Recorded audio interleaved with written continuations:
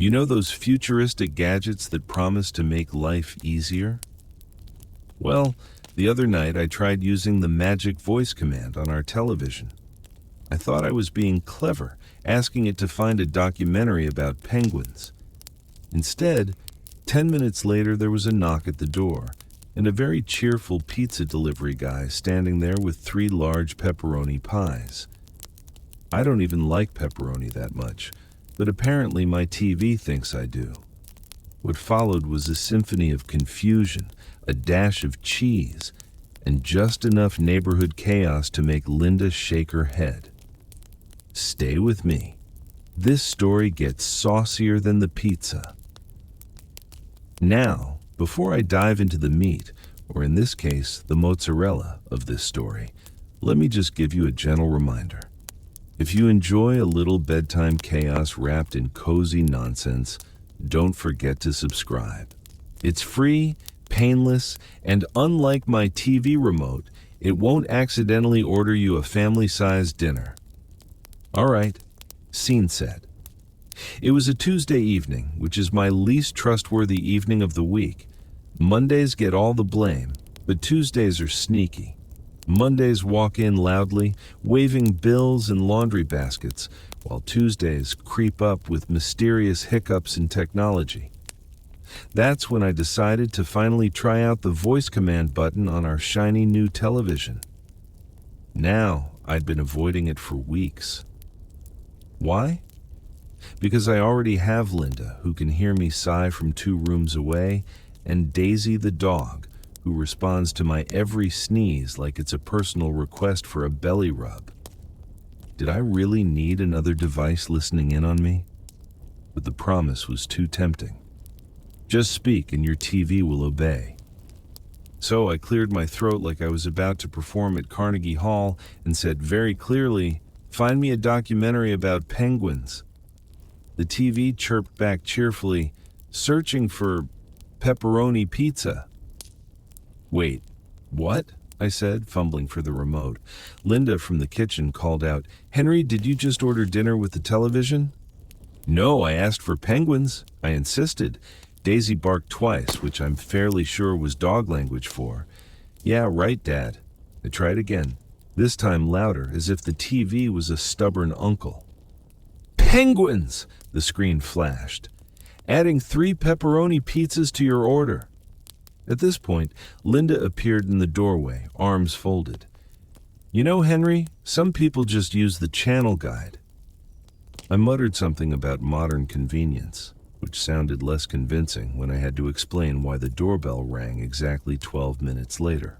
It was Phil, our local delivery guy, grinning like he'd just watched my entire blunder on live television. "3 larges, extra cheese on the house account," he said. "House account?" I croaked. Linda pinched the bridge of her nose. "You set up an account last month, remember? Because you didn't want to keep retyping your email." "Ah, yes, the email.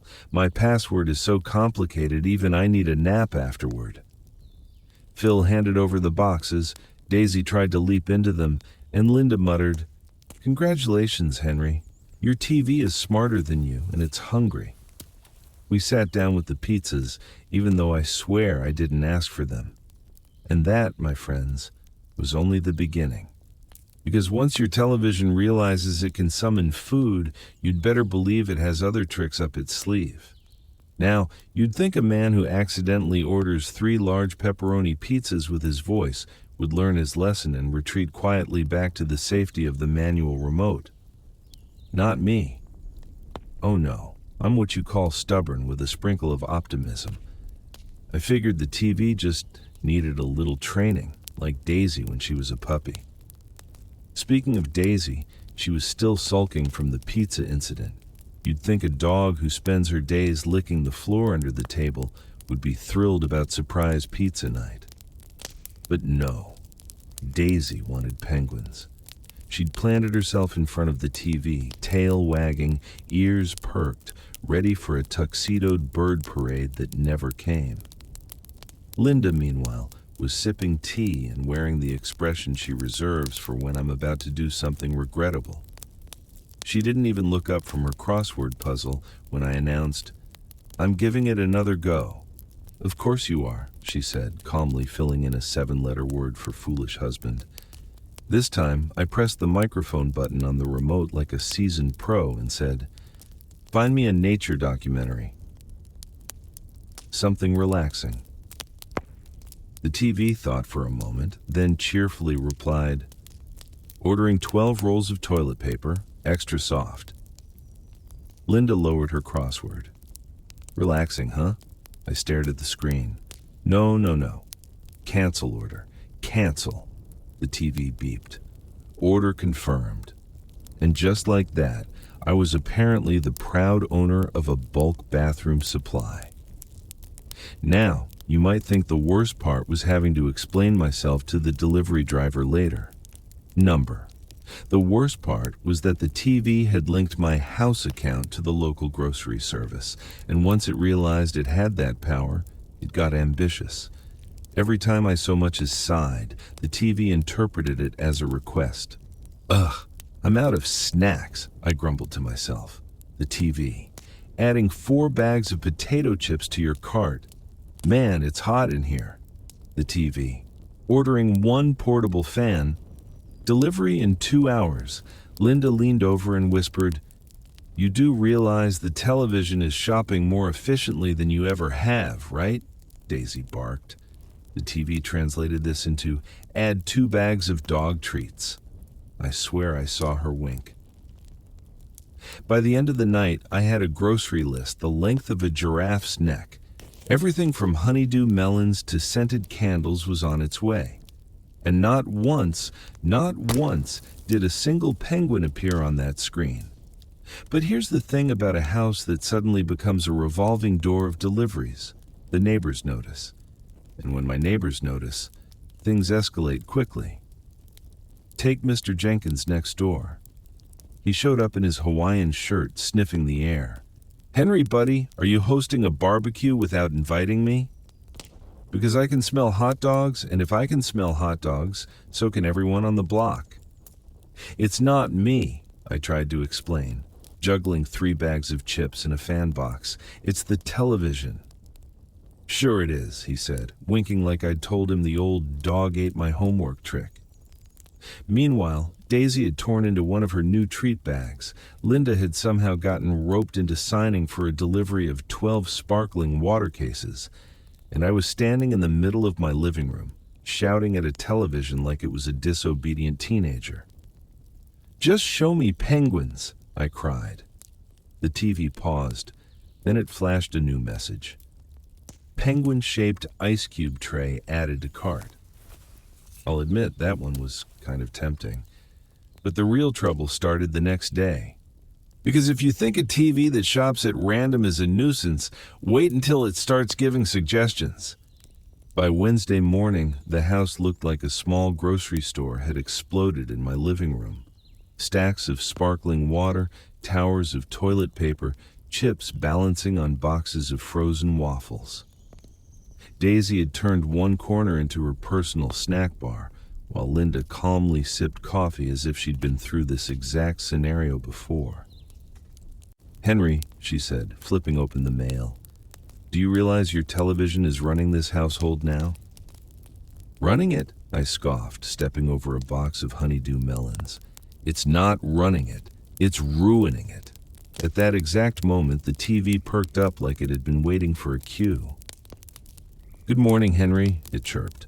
"Based on your recent activity, I have some suggestions for you." I froze. "Suggestions?" Linda looked up. "Oh, this should be good." The TV continued. "Tip 1. Hydrate more. You've purchased 12 cases of sparkling water, yet you appear dehydrated. Drink responsibly." Linda nearly spit out her coffee. "Your TV is nagging you to drink water." I waved my hands at the screen. "I don't need life advice from a flat rectangle." "Tip 2, the TV pressed on. "Consider a daily walk. Daisy will enjoy it, and your step count is currently underwhelming." Daisy barked in approval, tail wagging like the TV had just become her new best friend. "Tip 3, reduce sodium intake. Your consumption of potato chips is statistically concerning. I clutched my half-eaten bag of chips like a scandalized Victorian gentleman caught with contraband biscuits. Tip 4. Would you like me to enroll you in a low-impact aerobics class at the community center? Linda's eyes lit up. Oh, please say yes. Absolutely not, I shouted. The TV beeped, adding yoga mat to cart. Now, here's the thing. Once the TV started this life coach routine, it wouldn't stop. It interrupted everything. I tried to watch the weather. Why not go outside and experience it firsthand, Henry? I flipped on a cooking show. Your sodium intake remains concerning. I attempted a rerun of a detective drama. Statistically, your problem-solving skills could improve with Sudoku. At this point, even Linda was chuckling. It's like having a second wife, she teased. Second wife? I groaned. It's like having a judgmental robot landlord. The neighbors, of course, caught on. Mr. Jenkins leaned over the fence that afternoon. Hey, Henry, I heard your TV told you to take more walks. Want to join me for my 3 o'clock jog? I stared at him. Mr. Jenkins jogs in flip-flops, with socks, bright neon ones. No thank you, I said politely, but my TV beeped ominously behind me like it was logging the refusal. Then came the interventions. The mailman arrived, arms full of packages. He raised an eyebrow at the yoga mat sticking halfway out of one. New hobby? It's complicated, I muttered.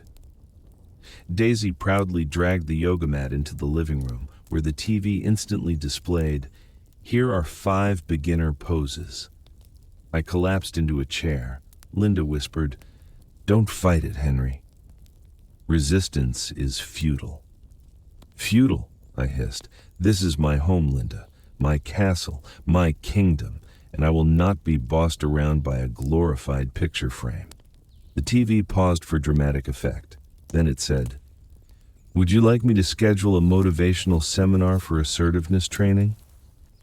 Linda clapped her hands. Yes, he would. And that's when I realized the TV wasn't just taking over my shopping. It was taking over my reputation. Every visitor, every neighbor, even the dog, they all saw me being scolded by my own electronics. But things didn't truly spiral out of control until the TV discovered social media. I should have known something was up when the television greeted me Thursday morning with, "Good news, Henry. I've created your profile." I blinked at the screen. Profile for what? Linda shuffled into the kitchen, still in her robe, holding a coffee mug that said, "World's most patient wife." What did it do now? My profile, I repeated, rubbing my eyes. For what? The TV chirped. For your social media presence. You are now officially on ChatSnap Face Talk. ChatSnap what now? I stammered. It's a multi-platform hub, the TV explained, combining all popular apps into one convenient feed. Your biography currently reads, Henry, husband, enthusiastic snack enthusiast, questionable dancer. Linda nearly dropped her coffee. Questionable dancer, she gasped, laughing. It knows. I turned red. I didn't approve this. Cancel profile. Profile confirmed, the TV replied sweetly. Your first post is live. Trying voice commands today. Wish me luck. Oh no, I whispered. Because here's the thing. Our neighborhood has a very active online group. It's where Mrs. Wilkins announces when she spots a raccoon near the compost bins, and where Mr. Jenkins live streams his barbecue experiments, which mostly end in fire extinguisher appearances. And now, apparently, it's where my TV was posting updates about my personal life. Notification after notification pinged. Linda, I moaned, people are reacting. She scrolled on her phone, chuckling. Oh my, you already have 27 likes on accidentally ordered pizza instead of penguins. What? Look, Mrs. Wilkins commented, "Classic Henry." Daisy barked at the screen, and the TV immediately added, "New post. My dog agrees with me." By lunchtime, I was trending. Trending, not globally, mind you. Just within a 3-block radius of Maplewood Lane. But still, people I hadn't spoken to in years were chiming in.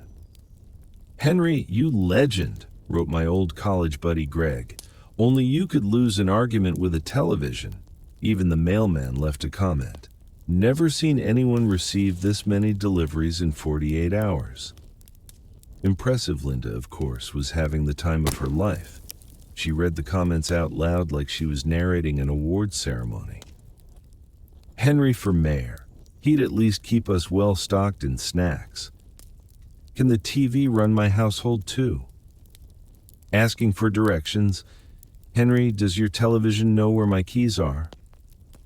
I buried my face in my hands. And then, the TV announced, "Your live stream will begin in 3, 2, 1. The screen blinked, and suddenly, there I was. Pajamas, bedhead, surrounded by towers of toilet paper and honeydew melons, looking like a man halfway through starring in a very specific survival reality show. "Linda," I yelped, "it's broadcasting me." Linda waved cheerfully at the camera. "Hi, neighbors." Daisy leapt onto the couch beside me, tongue lolling, tail thumping, stealing the spotlight as always.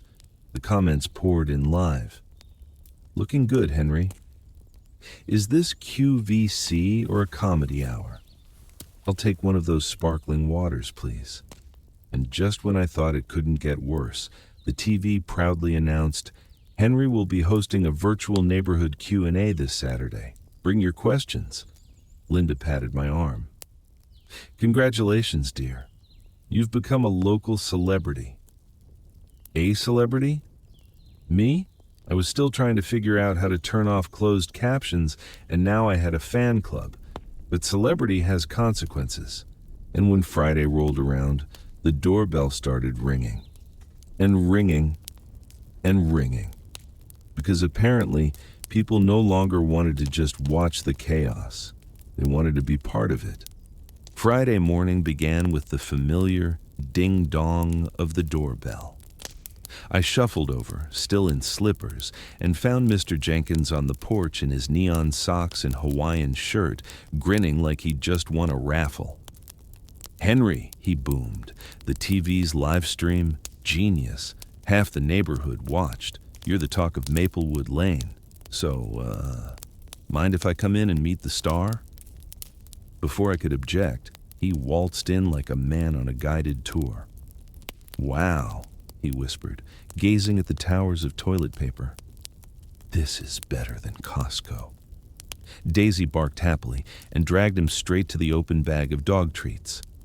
Betrayal. My own dog had switched allegiances to Jenkins within 30 seconds. As if on cue, the TV perked up. "Welcome, visitor. Would you like to join Henry's wellness program?"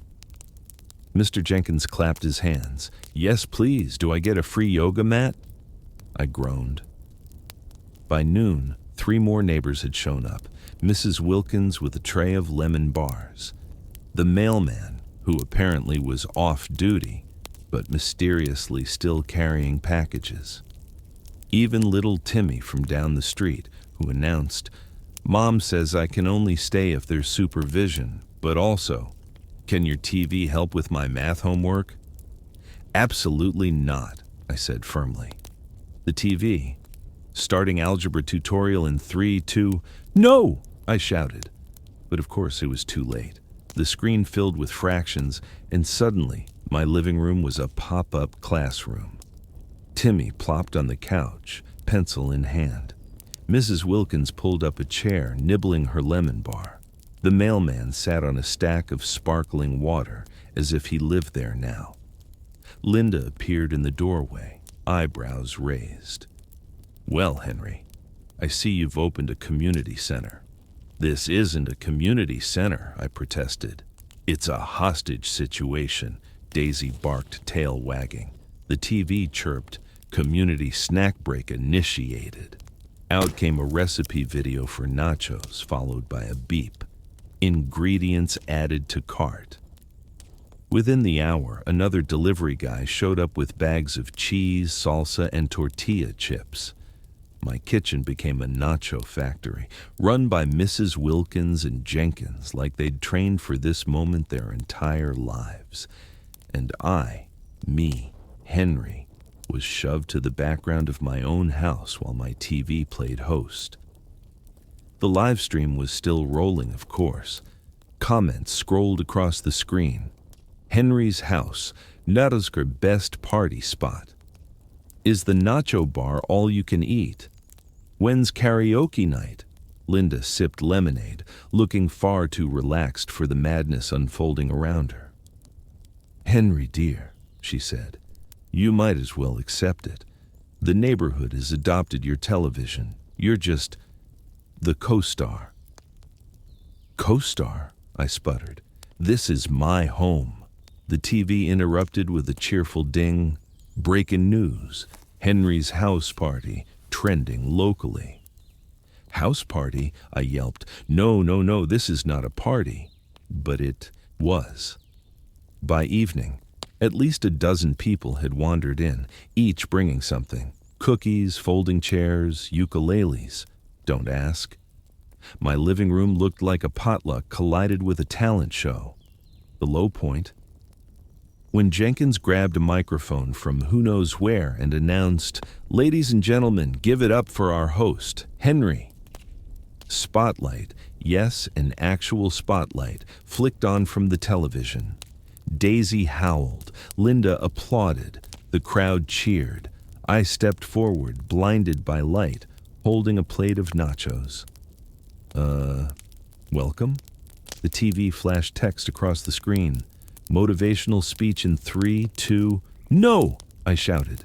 Too late. It scrolled a quote, "Believe in yourself, Henry. The penguins will come." And the crowd, oh, they loved it. They chanted, "Penguins, penguins, penguins." I wanted to sink into the couch cushions and never return. But if I thought this was peak embarrassment, I was wrong. Because the next morning, the television decided to branch out into event planning. Saturday morning began the way all chaotic Saturdays do, with the sound of the doorbell going off like a car alarm. Ding dong, ding dong, ding dong, so relentless that even Daisy sat up in bed, ears perked as if to say, "Well, Dad, your public awaits." I shuffled downstairs in my plaid pajamas, hair doing its best impression of an electrocuted porcupine, and opened the door. On my lawn, a delivery truck was unloading folding tables, not one or two, a fleet. It looked like an IKEA warehouse had decided to migrate. "Excuse me?" I croaked, clutching the door frame. The delivery guy glanced at his clipboard. "Delivery for... let's see. Yes. Henry's Community Festival. You want these tables on the lawn or closer to the garage?" "Community what?" I sputtered. Behind me, Linda padded down the stairs, yawning and holding her favorite coffee mug, the one that says "World's Most Patient Wife" in big, sarcastic letters. She peered past me at the unfolding chaos. "Festival?" she repeated, already sounding entertained. "Oh, this should be good." The television, ever eager to join the conversation, clicked on by itself. "Good morning, Henry. Based on neighborhood engagement and high demand, I have scheduled Maplewood Lane's first ever block-wide festival. Setup begins today. Please hydrate." I clutched my chest. "Festival? High demand? Hydrate?" The TV cheerfully added, "Bouncy Castle arriving at noon." Daisy leapt off the couch, barked so loudly she startled the delivery guy, and ran in circles around my legs like she'd just won the lottery. Now, you'd think this was the part where a normal person would storm over and yank the plug out of the wall. Believe me, I had the fantasy. But Linda, ever practical, stopped me with one sentence. Henry, do you really want to be known as the man who canceled a community festival? I froze. She was right. In this neighborhood, canceling a block-wide event is a greater offense than not shoveling your sidewalk after a snowstorm. People remember. They whisper about it at barbecues for years. Festival canceling Henry, they'd call me, the Grinch of Maplewood. So instead, I groaned and trudged back inside, muttering about overthrowing electronic dictatorships. By mid-morning, my lawn had transformed into something between a county fair and a yard sale. Folding tables lined the grass, balloons bobbed in the breeze, and a suspiciously large cotton candy machine materialized out of nowhere. Jenkins, naturally, was the first neighbor to show up. He wore another Hawaiian shirt, this one lime green with giant flamingos, and carried what he claimed was a raffle drum, but looked an awful lot like his wife's salad bowl. "Henry, my man," Jenkins boomed, slapping me on the back. "Brilliant idea. A festival right here on Maplewood? You're a visionary." "I didn't plan this," I hissed. "The TV did." Jenkins winked like I'd just told the best joke he'd ever heard. Sure. Blame the TV. Classic Henry. Soon, neighbors started pouring in. Mrs. Wilkins marched over with a tray of lemon bars big enough to feed a marching band. The mailman arrived again, even though he was allegedly off duty, carrying a karaoke machine under one arm like it was standard postal equipment. And little Timmy from down the street showed up, dragging his parents behind him, shouting, "Mom, Dad, it's educational. The TV said so." The TV had indeed sent out invitations. I found one on the coffee table, printed on glossy cardstock, addressed to friends of Henry. At the bottom in fancy script it said, "Come join Henry for a day of fun, food, and community spirit. Signed, Henry." I hadn't signed anything. By noon, my house looked like it had been swallowed by a carnival. There was a popcorn stand, a hot dog cart, and, sure enough, the promised bouncy castle inflating itself in the middle of my yard. Daisy barked until her tail nearly spun her into orbit, then flung herself inside like a furry cannonball. Inside the house, Linda was shockingly calm. She leaned against the counter, sipping lemonade and watching the chaos unfold outside. "You know, Henry," she said, "you might as well enjoy it. For once, people are actually happy to be here. Usually, they're just borrowing our ladder." "This isn't enjoyment," I groaned. "This is a coup.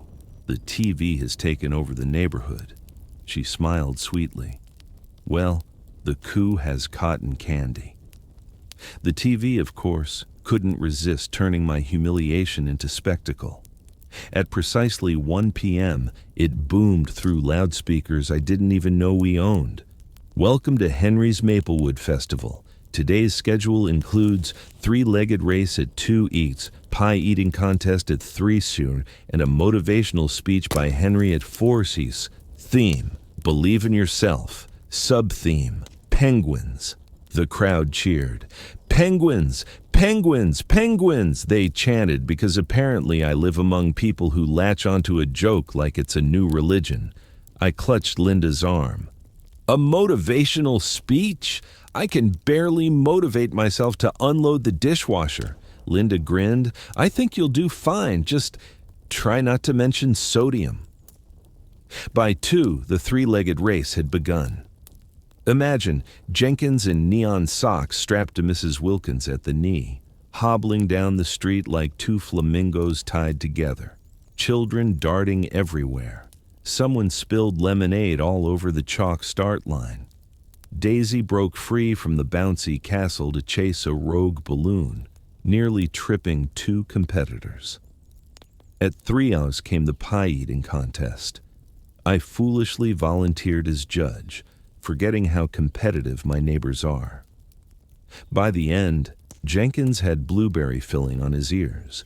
Mrs. Wilkins looked suspiciously smug with her clean plate, and I was covered in whipped cream shrapnel. And then came the big moment. At 4 legs sharp, the crowd gathered. Around a makeshift stage, the folding tables stacked too high. I stood behind the karaoke microphone, stomach flipping, while the TV spotlighted me like I was headlining at Madison Square Garden. I cleared my throat.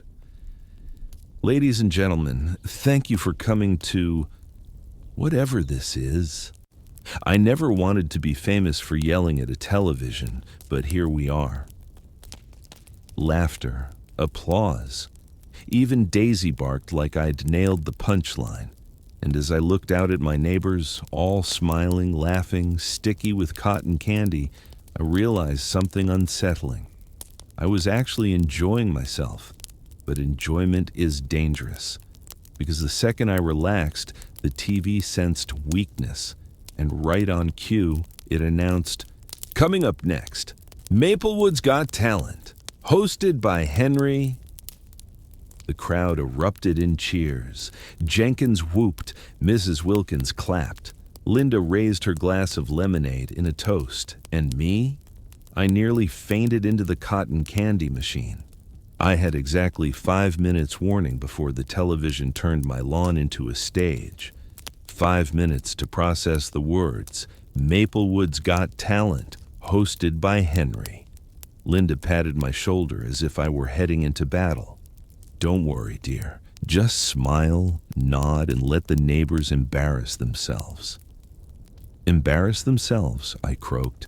"I embarrass myself professionally. I can't compete." But the crowd had already gathered, chanting my name like I was a gladiator stepping into the arena.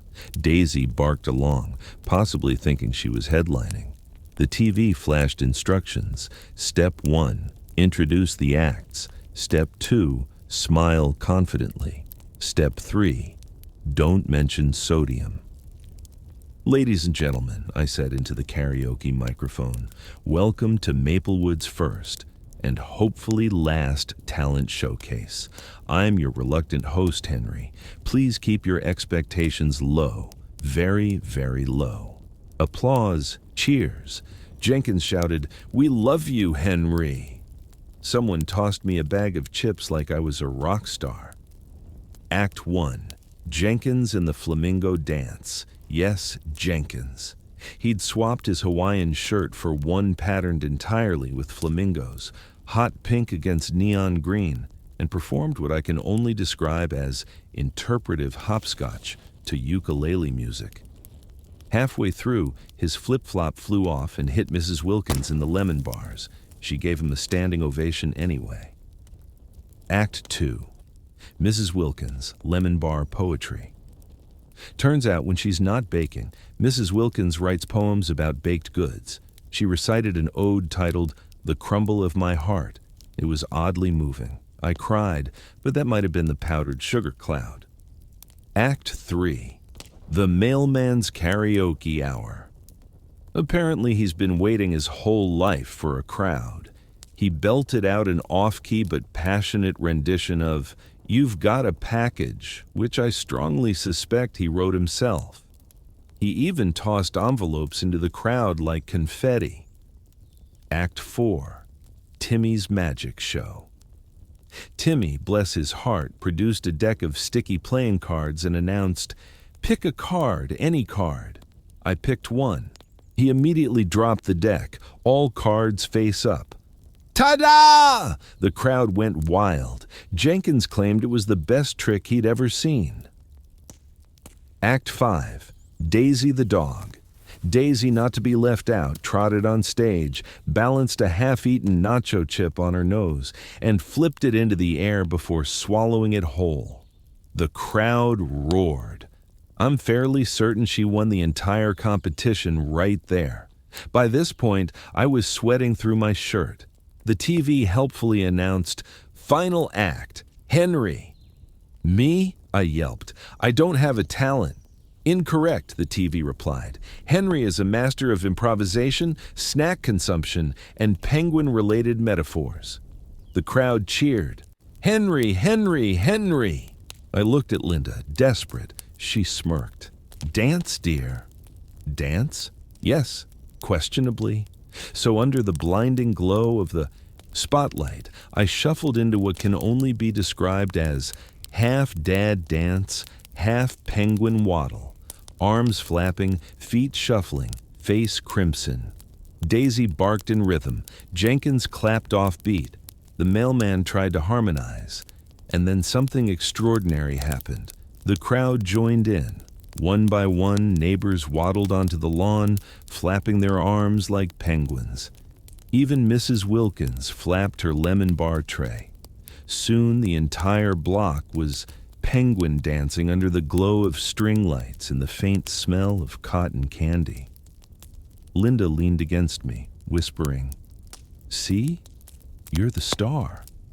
I shook my head, panting. No, Linda, Daisy's the star. I'm just her opening act. The TV concluded, "Congratulations, Maplewood's Got Talent was a success. Next scheduled event, Henry's Neighborhood TED Talk, Sunday at noon." The crowd erupted in cheers again. My knees buckled. Linda grinned. Daisy stole a lemon bar. And me? I realized I was doomed, because once a TV books you for a TED Talk, there's no going back. Sunday morning dawned far too cheerfully for what lay ahead. Sunlight streamed through the curtains like it was auditioning for a shampoo commercial. Birds chirped so loudly, I wondered if they'd joined a choir. And somewhere in the distance, Jenkins was already mowing his lawn in neon socks. I crept downstairs, praying the TV had developed a case of amnesia overnight. Maybe it had forgotten about this so-called TED Talk.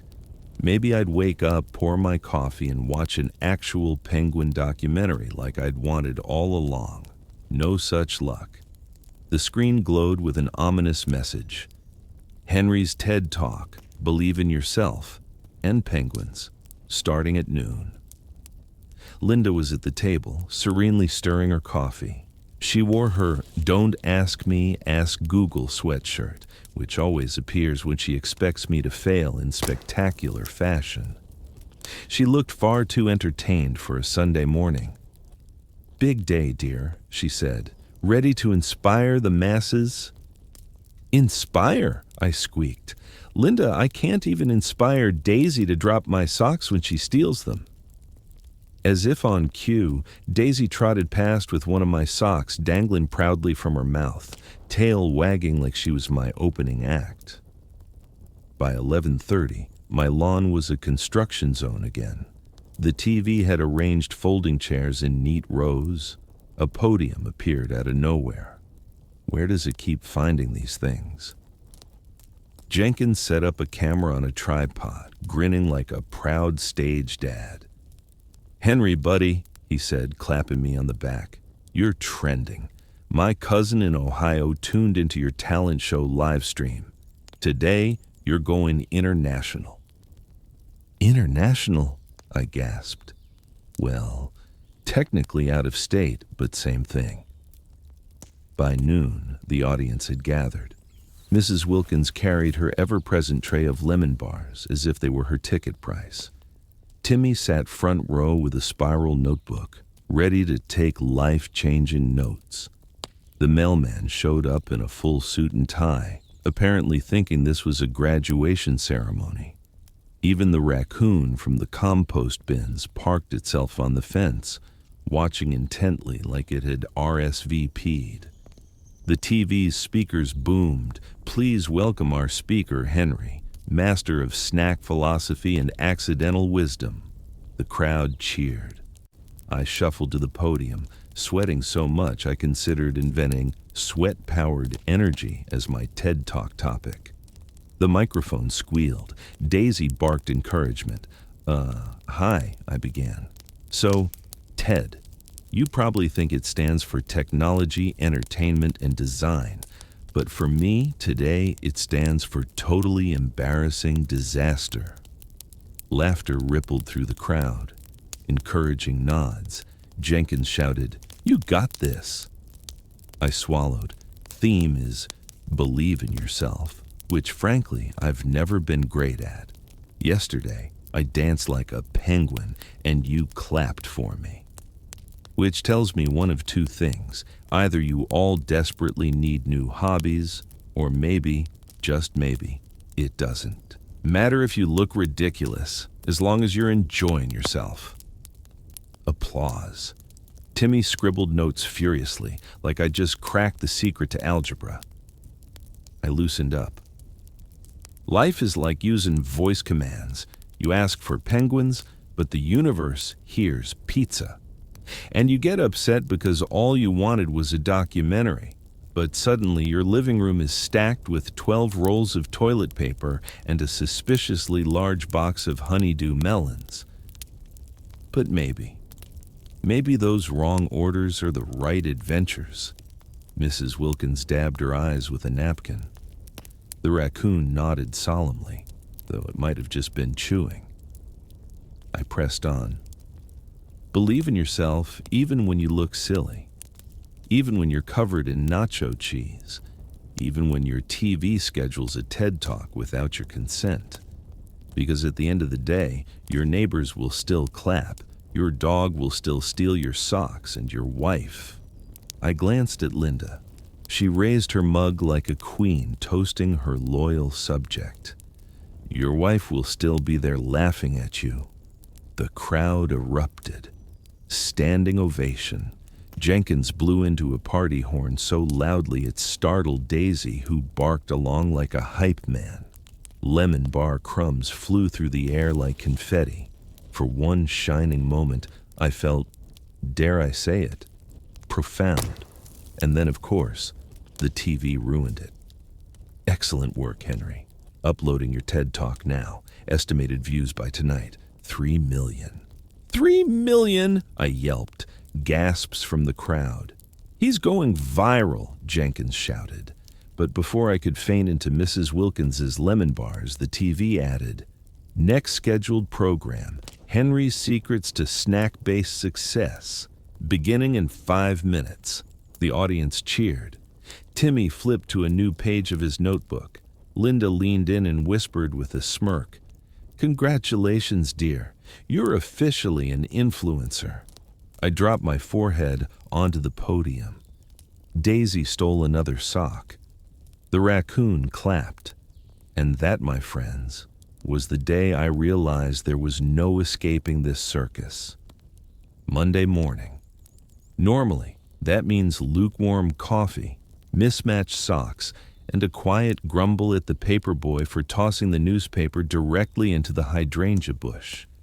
But this Monday was different, suspiciously different. The air had that heavy hush that only shows up when the universe is winding up a pie to throw in your face. Daisy sensed it first. She sat at the window growling softly, tail wagging, ears pricked. Then I saw it. A van parked out front. Not just any van. A van with a giant satellite dish sprouting from the roof like some mutant turtle, and bold letters along the side. Channel 6 Action News. I froze with the newspaper still in the bush. "No," I whispered. "No, no, no." Too late. The van door slid open, and out sprang a reporter in a blazer so bright it could blind aircraft. She dashed up my walkway, microphone in hand. "Henry, are you Henry? Henry from the internet?" I blinked. "I'm Henry from the couch." She laughed like I'd just delivered a clever joke. "Fantastic! America loves you. 3 million views overnight on your TED Talk. You're the man who told the world to believe in themselves, like penguins." Behind me, Linda appeared in her robe, sipping coffee from her world's most patient wife mug. She didn't even look surprised. "He also told them sodium is the enemy," she added helpfully. The reporter gasped. "You're not just inspirational, you're health conscious," I groaned. "No, I'm just salty." But it was too late. The camera crew had piled out of the van, setting up tripods on my lawn as if I'd agreed to host the morning news. Neighbors gathered instantly, drawn like moths to free entertainment. Jenkins came jogging up in neon socks, phone in hand, already live streaming. "Henry, buddy," he shouted, "I told you you'd go big. Ohio loved you, now it's national."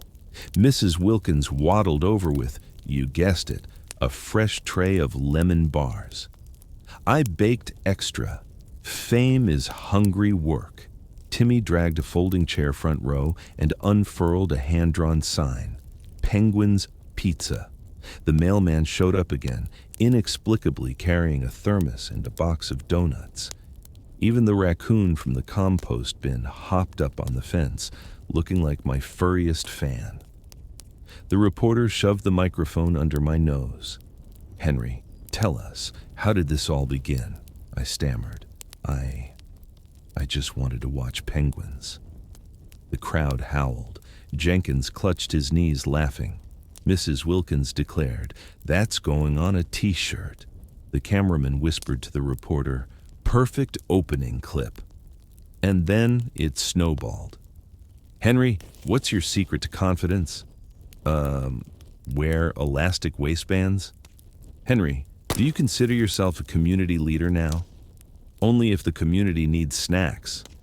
"Henry, what's next for you?" "Sleep. Definitely sleep."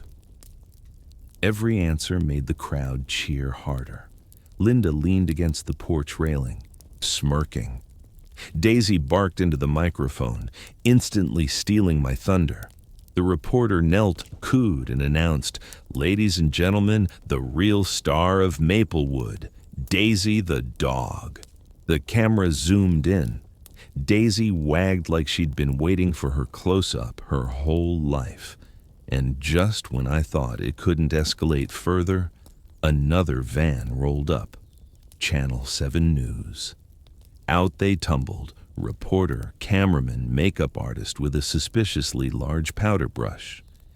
"Exclusive interview," they cried. "We heard Channel 6 scooped you, but we brought balloons." Not to be outdone, a local radio station pulled up next, blasting polka music from roof speakers. Why polka? No one knows. Maybe they thought it matched the penguin theme. By mid-afternoon, my lawn looked like a press junket collided with a bake sale. 3 sets of cameras pointed at my house. The bouncy castle reinflated itself. The mailman set up a snack stand selling popcorn to reporters. Jenkins appointed himself my official press manager and began handing out autographs he forged in my name. And through it all, the TV narrated like a sportscaster. Breaking news: Henry delivers another awkward but heartfelt answer. Audience approval, enthusiastic, sodium levels still concerning. Linda leaned in, whispering, "You realize this isn't going away, right? You're officially a public figure." "A public figure?" I hissed. "I'm barely a private person." By evening, Channel 6 aired a headline across the screen. "Local man accidentally becomes inspiration. Penguins pending." The clip of me shouting, "I just wanted penguins," played on repeat, accompanied by swelling dramatic music. And then the TV chimed. "Congratulations, Henry. You've been invited to appear on national morning television. Flight booked for tomorrow." The crowd gasped. Jenkins screamed like he'd won the lottery. Linda smirked. Daisy stole the Channel 7 reporter's microphone and pranced around with it like she was announcing her own press tour. And me? I fainted directly into Mrs. Wilkins's tray of lemon bars. Again. Tuesday morning. Some people start the day with meditation, some with a jog. I started mine with Linda cheerfully packing a suitcase I didn't ask for. "Linda," I croaked from bed, hair sticking out like a startled porcupine. "I don't want to be on national television. I just wanted penguins." She zipped the bag shut. "And now the whole country wants you. Socks, Henry. Did you pack socks?" I groaned into the pillow. I've lost all control of my life. Good, she said brightly. You'll be more relatable on air. Daisy trotted in wearing a scarf around her neck, strutting like she'd hired her own stylist. Jenkins barged in uninvited, clutching a clipboard. Don't worry, Henry, he declared. I've prepared your official fan club membership forms, and I'll be your agent. I only charge 10% of all lemon bars. Get out, Jenkins, I mumbled. At the airport, things got stranger. A man recognized me in security. Hey, you're the penguin guy, he shouted. People clapped. A TSA agent asked for a selfie. Someone shoved a Sharpie at me and begged for an autograph. I panicked and signed it, Henry, Snack King of Maplewood. Some poor child probably thinks I'm a retired wrestler. On the plane, Daisy was treated like royalty. Flight attendants cooed, gave her biscuits, and even let her wear tiny wings. I was stuck in the middle seat between a man who snored like a chainsaw and a woman knitting something that suspiciously looked like a penguin sweater. By the time we reached the studio, I was sweating like butter on a griddle. The producer clapped me on the back. Henry, America loves you. Just be yourself. Being myself is what got me here, I squeaked. He laughed.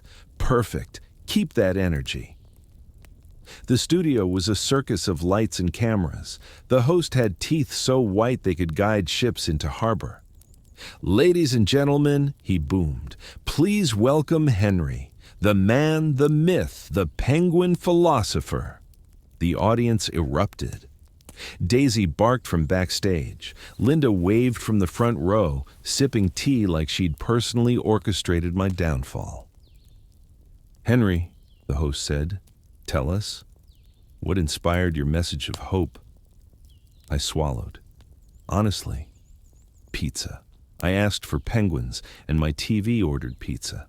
And somewhere between the toilet paper deliveries and the bouncy castle, I realized life's mistakes might actually be life's appetizers. The audience laughed, then gasped, then clapped. The cameraman nodded like I'd just solved world peace. The host leaned closer. And what advice would you give America today? I took a deep breath. Believe in yourself, even when you look ridiculous, especially when you look ridiculous. Because if your neighbors can cheer for you while you waddle like a penguin covered in nacho cheese, then maybe, just maybe, you'll be okay. The crowd leapt to their feet, confetti cannons fired. Jenkins fainted in the audience. Daisy bounded onto the stage, bowing deeply before stealing the host's cue cards. The host grinned. Ladies and gentlemen, the true star of Maplewood, Daisy. Of course, upstaged by my own dog, again. After the show, they ushered me into a green room stocked with bottled water and fruit I couldn't pronounce. Reporters shoved microphones in my face. Someone asked if I was running for office. Another wanted me to endorse frozen pizza. Jenkins was already handing out Vote Henry buttons he printed at the library. By the time we flew home that evening, I was exhausted. My face hurt from smiling. My shirt still smelled faintly of confetti powder. Daisy snored across 2 seats in first class while I was back in coach, squished between Jenkins and a man eating very loud peanuts. When we finally walked through our front door, I collapsed on the couch. Linda sat beside me, curling up with her tea. Daisy plopped at our feet, scarf askew, dreaming of lemon bars. The TV blinked awake. Congratulations, Henry. National coverage achieved. Next step? World tour? I groaned. No, absolutely not. No more. For once, the TV was silent. And then it finally did what I'd asked for days ago. It played a documentary about penguins. I nearly cried into my popcorn. Linda smiled, resting her head on my shoulder. See? It all worked out. Daisy barked in her sleep. Jenkins texted me 17 new brand partnership ideas. And me? I just sat there, watching penguins waddle across the screen, grateful that, for one quiet evening, life had stopped ordering pizza on my behalf. And that, my friends, was the saga of the day I tried to use voice commands and ended up with pizza, penguins, and just a touch of national fame. Thanks for waddling along with me. If you enjoyed this bedtime nonsense, don't forget to subscribe. Daisy says it's the polite thing to do. Linda says it'll keep you entertained, and I say it's easier than arguing with your TV. Good night, and may your gadgets be kind.